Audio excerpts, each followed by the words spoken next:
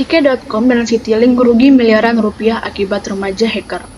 Sekelompok remaja yang berisikan 4 orang yang diketuai oleh Haikal yang berinisial SH yang masih berusia 19 tahun, yang dimana ketiga anggota kelompok sindikat lainnya berinisial MKU 19 tahun, AL 19 tahun, dan NTM 27 tahun yang merupakan lulusan SMA yang kesehariannya hanya bermain game.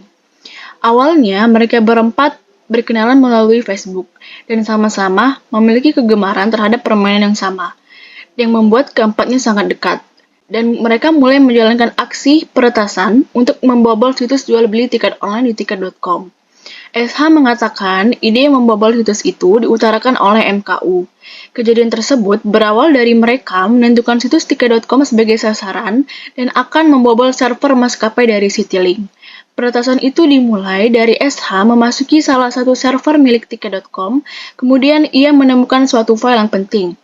File tersebut ternyata bisa mendapatkan username dan password dari tiket.com. SH menganggap bahwa situs tiket.com agak sulit diretas karena sistem keamanannya cukup bagus. Ia membutuhkan waktu yang lama untuk mendapatkan username dan password itu.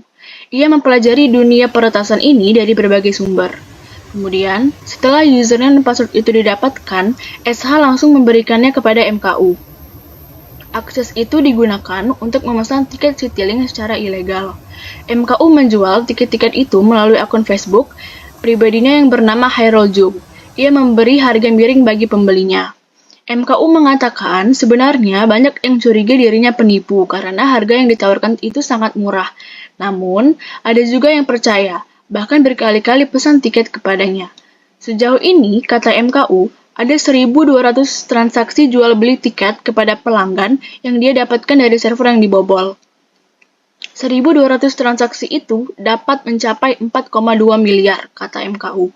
Sementara tersangka AL memasukkan data pesanan tiket pesawat Citylink dari pembeli, yang selanjutnya data tersebut dimasukkan ke aplikasi penjualan maskapai Citylink dengan menggunakan username dan password milik tiket.com.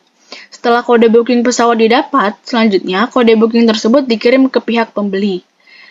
Sedangkan NTM bertugas mencari calon pembeli melalui akun Facebook-nya.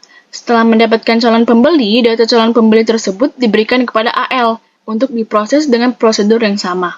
Akibat diretas oleh keempat remaja tersebut, Tiket.com mengalami kerugian sebesar 4.124.982 rupiah, sedangkan Citylink merugi sebanyak 1.973.784.434 rupiah.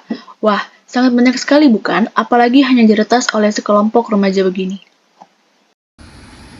Setelah seluruh pelaku ditangkap dan dilakukan investigasi pada tahun 2018, mereka dijerat dengan Undang-Undang Nomor 19 Tahun 2016, yaitu Undang-Undang Informasi dan Transaksi Elektronik atau UU ITE.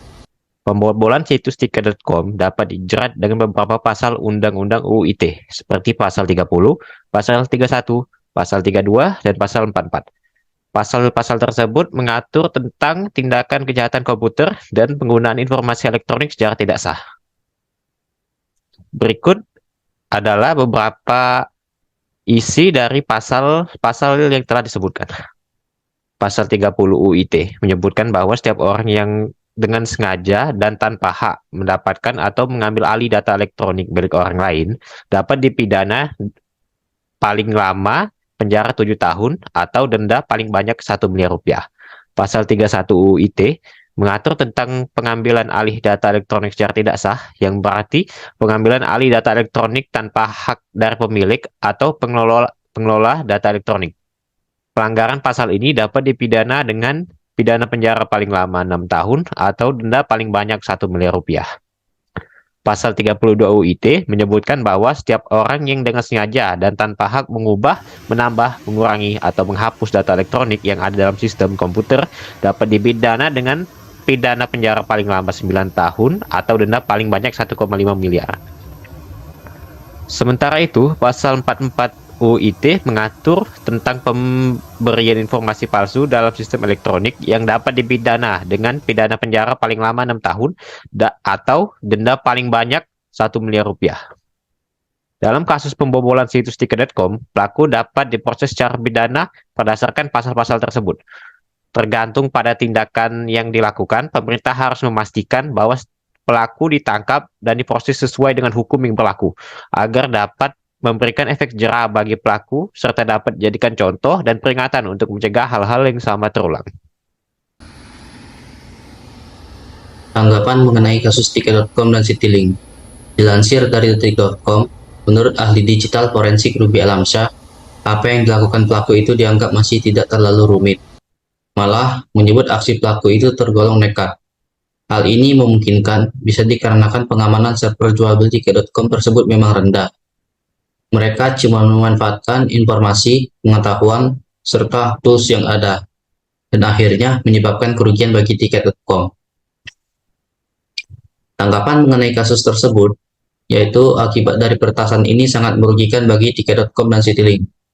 Karena pelaku ini sampai dapat mengantongi username dan password untuk masuk ke server mereka, di mana pelaku mendapatkan keuntungan, yaitu dengan mendapatkan kode booking tiket pesawat untuk dijual ke pembeli, dan memanipulasi data pemesanan langsung ke server mereka, yang mana akibatnya hal ini dapat menurunkan minat pengguna untuk menggunakan situs mereka.